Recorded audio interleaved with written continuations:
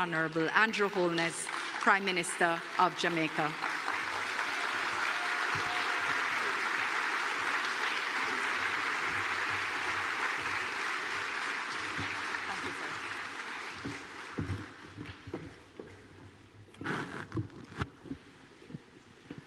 Nowhere no better than you. And when you check, please, be seated. I don't know, I just felt that a while ago. I mean, isn't Minister Johnson Smith such a wonderful minister? I believe she is the best minister of foreign affairs. But I think she gave my speech. Bishop, the Honorable Conrad Pitkin, representing His Excellency, the Governor General, the Speaker of the House, the Most Honorable Juliet Holness, Dr. Horace Chang, our Deputy Prime Minister. We affectionately refer to him as the President of the Republic of Montego Bay. And of course, my dear friend, Mr. Mark Golding.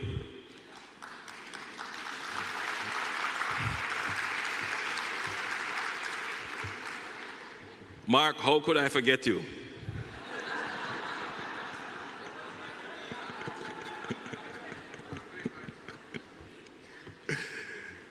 You know, it was not always the case at these events that the leader of the opposition was invited to speak. But as this event evolved into more of a national event rather than a government-sponsored event, it became the protocol that the leader of the opposition, which is a constitutional position, quite a unique thing in constitutional innovations, to have the office of the leader of the opposition written into the Constitution. So Mark, we can never forget you. And we're always happy to have you here as leader of the opposition.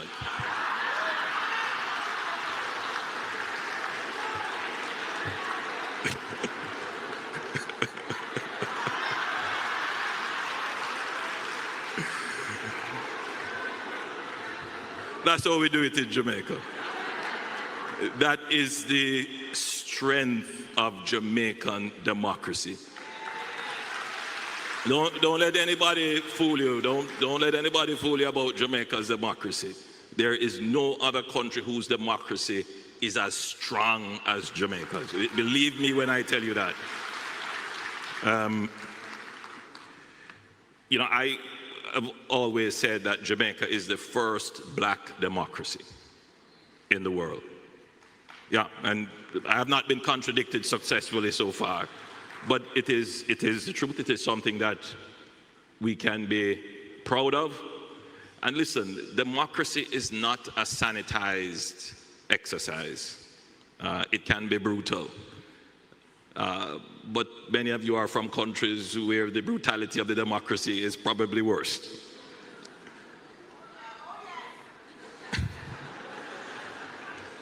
So you well understand that what you read in the papers and on social media, it's just part of the democracy.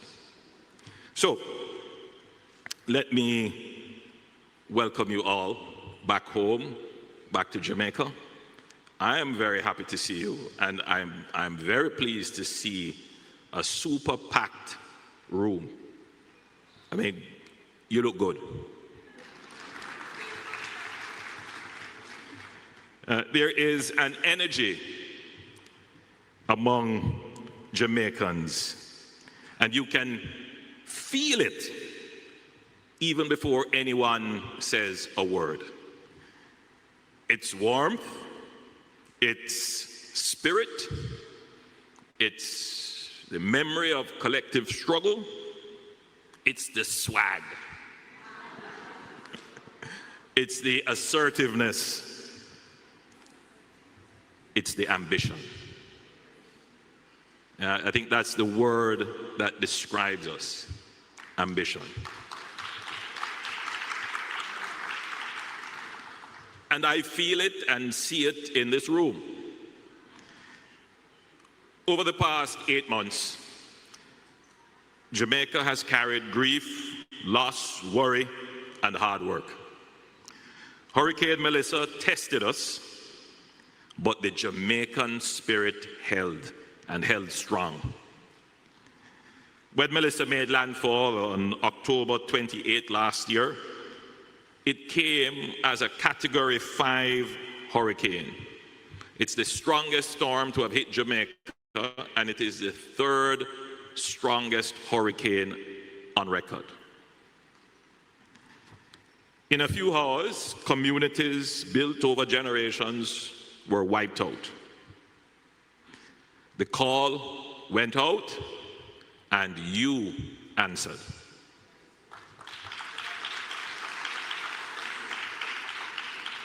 From the United States, the United Kingdom, Canada, Panama, all over, wherever there were Jamaicans, wherever you planted roots, you responded.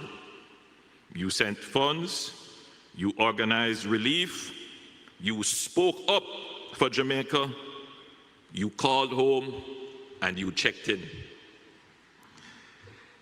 That made a world of difference. So before I speak about plans, programs, financing, or reconstruction, I want to begin with the simplest thing we do in Jamaica, which is to express gratitude. Thank you. Let me see the real Jamaicans who understand that. That's what my grandmother used to say, thank you. So, thank you.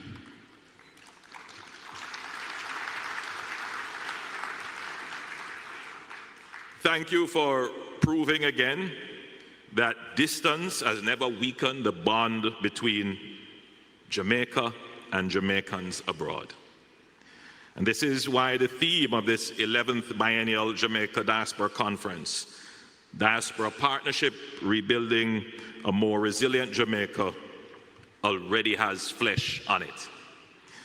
You acted before the conference banner went up. You moved before the speeches were written. You showed what partnership looks like when we are tested. This week gives that partnership more structure, more focus, and more work to do. I'm happy to hear that there are projects already structured for communities that have been affected by the hurricane. Thank you for your service and your contribution.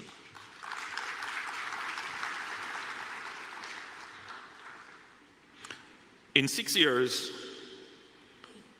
Jamaica faced COVID-19. You know, that's almost a distant memory.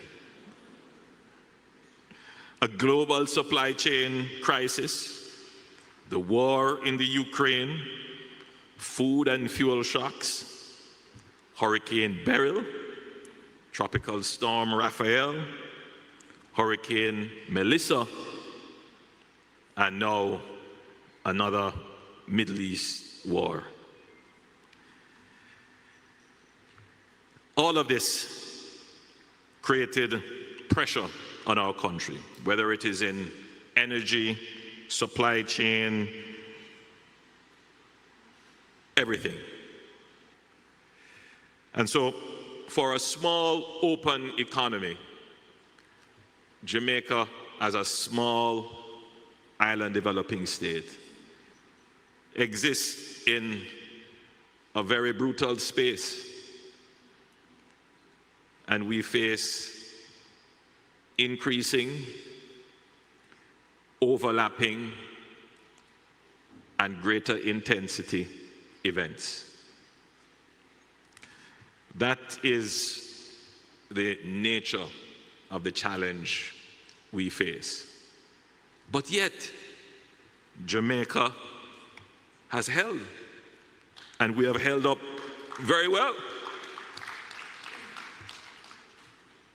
Unemployment is at a record low. We're moving from as high as 13% 10 years ago to now just about 3.5%, the last figures that came out. It's a massive reduction. It has pushed us now, believe it or not, to practically full employment. And business people and employers will tell you that we now have another problem, a different problem, that we just can't find enough skilled labor to carry through the growth agenda. It's a good problem to have, but it's a problem nonetheless. And I'm hopeful that this will be teased out a little bit more in the conversations that you will have in the sessions to follow.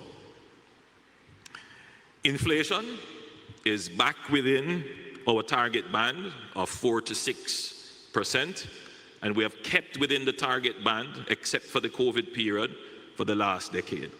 And that is exceptional for a small island developing state where inflation was a real challenge for our economic management.